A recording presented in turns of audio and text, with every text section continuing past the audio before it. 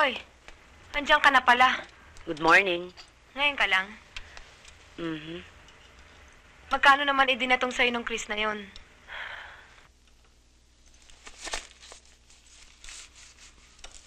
Wow! I'm sure pinahirapan ka naman. Ha? On the contrary. Kahit dulo ng daliri ko, hindi hinawakan eh. Hindi nga kami nagmotel. Anong ginawa niyo? Uminom ng uminom. Kwentuhan. Sabihan ng mga problema. Lagi nga nadudulas ang dila eh. Mukhang malaki ang problema niya sa asawa niya. Talaga? Binanggit ba naman si Winston? Pero nagsinungaling ako sa kanya. Ang sabi ko, nakalimutan ko na lahat ng nangyari sa amin ng kanyang bayaw.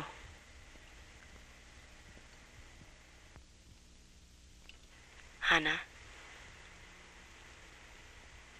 kailangang makuha ko si Chris. Gagamitin mo siya para makaganti sa mga abad? Hindi lamang yun, Hana. Pag nakuha ko si Chris, 2 ibon ang matatamaan ko sa isang bato lamang. Una, gagamitin kong sandigan si Chris. Kailangan kong kanyang pera. Pangalawa, makakaganti na rin ako kay Carol. Isa siya sa mga umapi sa akin. Eh, paano kapag nahulog na naman ang loob mo kay Chris? Eh, di subukan mo na yan kay Winston, hindi ba? Practical na ako ngayon, Hana. Gusto kong yumaman. Di na ako iibig. Seguridad na lamang gusto ko.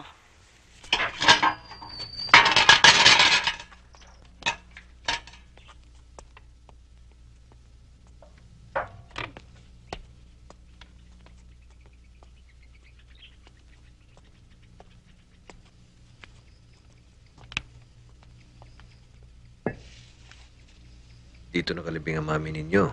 Remedios Andrada. That's right. Lagi tayong dadalaw dito at lagi tayong dadasal para sa mami, ha? Daddy, kailan babalik ang mami? Sinabi lang nasa heaven na mami ah. Naku ba? Sandra, don't talk that way to your kid sister. Come on, let's pray for mommy.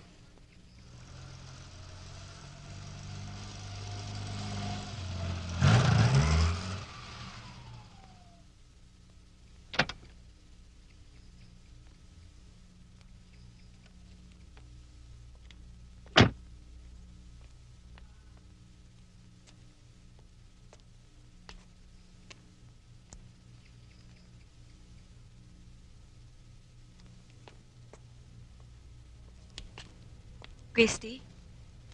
Kilala mo ko. Not quite well, I guess. Tinanong kita kay Jim. At siniraan na niya ako sa'yo. Gusto ko lang malaman ng background. Para aware ako sa nangyayari at mangyayari sa aking paligid. Para alam ko kung paano magre-react. Isa pa, gusto ko malaman kung saan ako tatayo.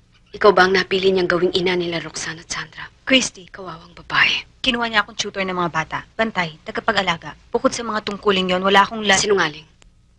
Ano ang akala mo sa akin, bulag? Walang pakiramdam. Pareho lamang tayong babae, Helen. Are you that desperate? Ang anak ko. Alam kong sa'yo lumaki ang aking anak. Pero ito ang tandaan mo. Mababawi ko rin si Sandra.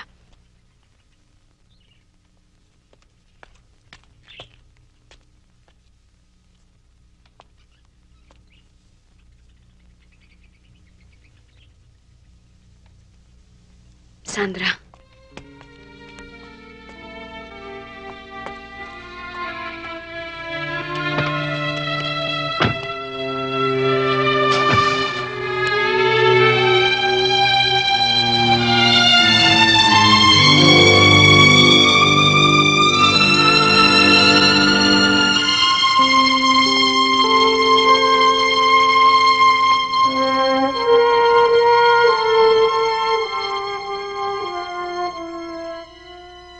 Hanggang kailan, Mideng? Patawarin mo na ako. Patahimikin mo na kami. Liwanagin mo na ang isipan ni Jim. Des! Tulog ka pa ba? Ako, dali oh. Ang dami kong binili para sa'yo. Dapat makita mo itong mga bulaklak. Ang gaganda. Mamalat ka lang. Paloma! O Uy, ang ganda ng tsepo mo. At may pasalubong pa ako para sa'yo. Eh, wala siya dito eh. Kahapon pa nga ako bored, ginawa niya akong taong bahay para daw hintayin ko ang pagdating mo. Kasi, baka si Inday hindi ka kayang alagaan ngayong wala na siya. Anong wala si Des? Nagpunta sa Japan. Sa Japan? Anong gagawin sa Japan? Mukhang hindi ko yata alam to. Tsaka wala naman siya sinasabi sa akin. Bakit? May karapatan ka ba? Obligasyon ba niya magpaalam sa'yo? Siyempre, kahit na paano, meron. Kailan daw ang balik niya? Ambot, walang sigurado.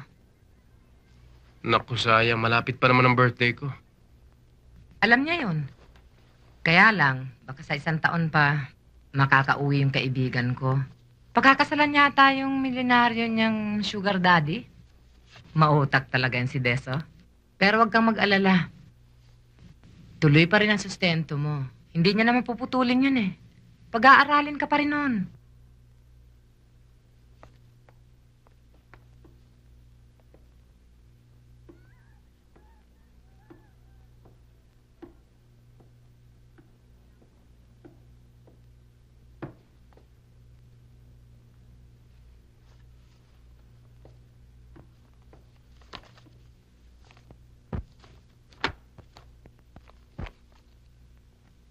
Dear Gilbert, siguro isa ka ng doktor pag uwi ko dito.